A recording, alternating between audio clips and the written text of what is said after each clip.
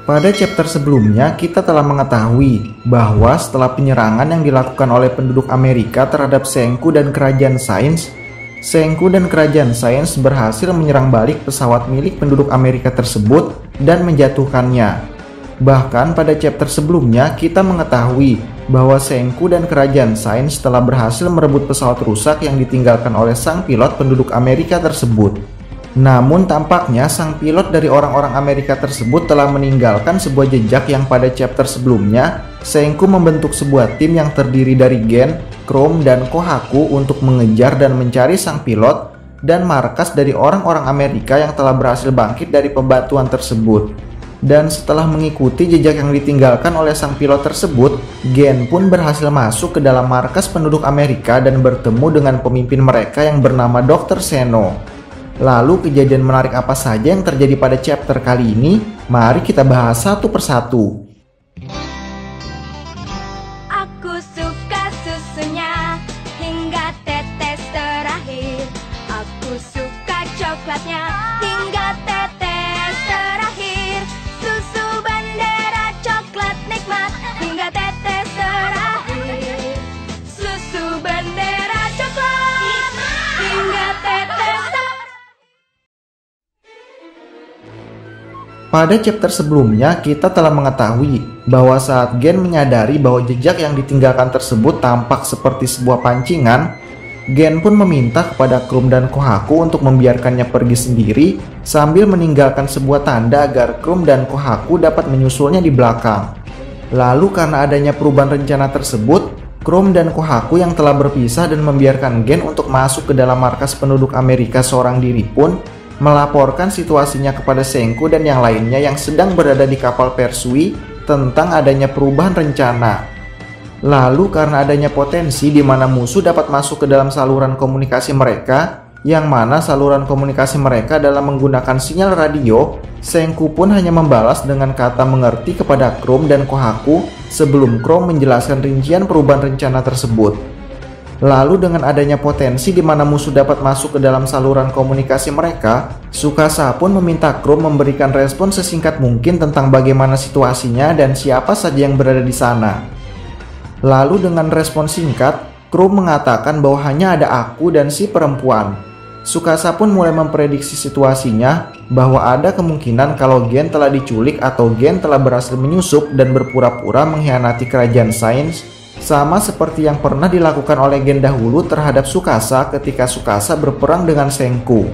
Yang mana pada akhirnya dengan informasi singkat yang disampaikan oleh Chrome dan kemungkinan-kemungkinan situasi yang mungkin terjadi, Kerajaan Sains pun memutuskan untuk merubah rencana mereka dengan menggunakan rencana B, yang mana dari kedua rencana tersebut kita sama sekali belum mengetahuinya.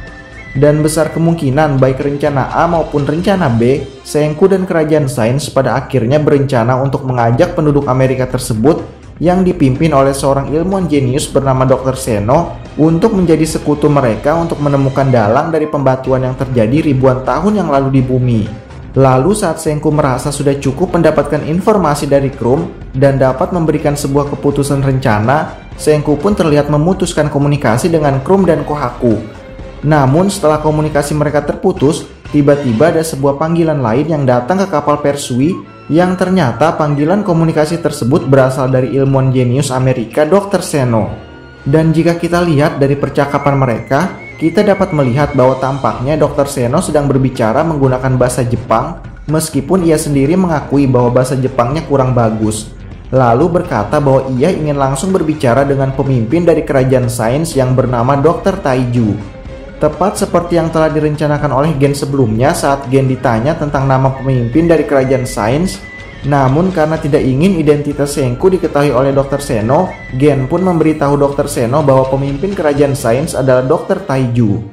Meskipun sempat terkejut dengan ucapan Dr. Seno yang ingin berbicara dengan Dr. Taiju, Senku dan yang lainnya pun terlihat segera menyadari bahwa itu semua adalah ulah Gen yang mencoba melindungi pemimpin sebenarnya dari Kerajaan Sains dan mulai mengikuti alur yang telah dibuat oleh Gen. Lalu dari percakapan yang terjadi antara Dr. Seno dan Taiju, ada beberapa poin penting yang terungkap. Pertama, Dr. Seno telah memiliki pabrik Haber-Bosch, di mana pabrik Haber-Bosch adalah pabrik yang dapat memproduksi amonia. Singkatnya, dengan hanya menggunakan air dan udara, mereka dapat membuat amonia semau mereka. Dan dengan campuran lainnya seperti besi, sulfur, arang, dan asam nitrat yang didapat dari amonia tadi, mereka dapat memproduksi peluru semau mereka tergantung dari jumlah sumber daya alam yang mereka miliki. Yang kedua, penduduk Amerika tidak memiliki banyak populasi. Menurut perkataan Dr. Seno, mereka sangatlah kekurangan orang di dalam kelompok mereka. Dan hingga sampai chapter kali ini, kita masih diperlihatkan dua orang penduduk Amerika, yaitu Stanley, anak buah Dr. Seno, mantan anggota militer yang telah menyerang kerajaan Sains sebelumnya, dan Dr. Seno sendiri seorang ilmuwan jenius sekaligus pemimpin dari kelompok tersebut. Yang ketiga, Dr. Seno belum mengetahui tentang cairan pembangkit. Dalam percakapan tersebut, tampaknya Dr. Seno sama sekali belum mengetahui tentang bagaimana cara untuk membangkitkan patung-patung manusia tersebut. Yang diketahui oleh Dr. Seno adalah manusia dapat kembali bangkit dari pembatuan jika orang tersebut mampu mempertahankan kesadarannya selama ribuan tahun, dan dengan asam nitrat, orang tersebut pun akan dapat bangkit sama seperti yang dialami oleh Stanley, Dr. Seno, dan Senku.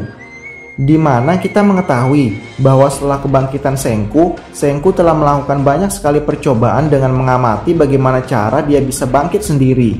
Hingga akhirnya mendapatkan kesimpulan yang sama seperti Dr. Seno, yaitu dengan mempertahankan kesadaran selama ribuan tahun dan dengan asam nitrat yang dihasilkan oleh kelelawar yang secara kebetulan mengenai tubuh Senku. Namun setelah melakukan berbagai percobaan, Senku pun berhasil menemukan cairan pembangkit dengan mencampur asam nitrat dan alkohol dengan takaran yang telah berkali-kali diuji coba.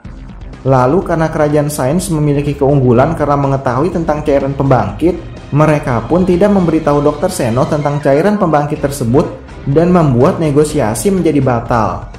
Dan ternyata selain berhasil menemukan saluran komunikasi milik kerajaan Sains, Dr. Seno tampaknya juga telah berhasil menemukan lokasi keberadaan kapal Persui yang ditumpangi oleh kerajaan Sains saat mereka sedang bernegosiasi dengan sebuah pesawat pengintai yang telah berada tepat di atas mereka. Dan pada panel akhir chapter kali ini, dengan pesawat rusak yang telah didapatkan oleh kerajaan Sains sebelumnya, Senku berniat untuk memperbaikinya dan memperbaharuinya menjadi sebuah pesawat tempur dengan bantuan kakek Kaseki, dan berencana untuk membuat sebuah kapal induk dengan memodifikasi Persui agar pesawat tempur kerajaan Sains dapat lepas landas dan melakukan pertempuran udara. Nah, itulah kejadian-kejadian menarik yang terjadi pada chapter kali ini. Gimana menurut kamu? Tinggalkan komentar kamu di bawah ya. Terima kasih sudah menonton video kali ini, dan jangan lupa untuk dukung dan subscribe channel ini agar channel ini boleh terus berkembang. Terima kasih. Sayonara.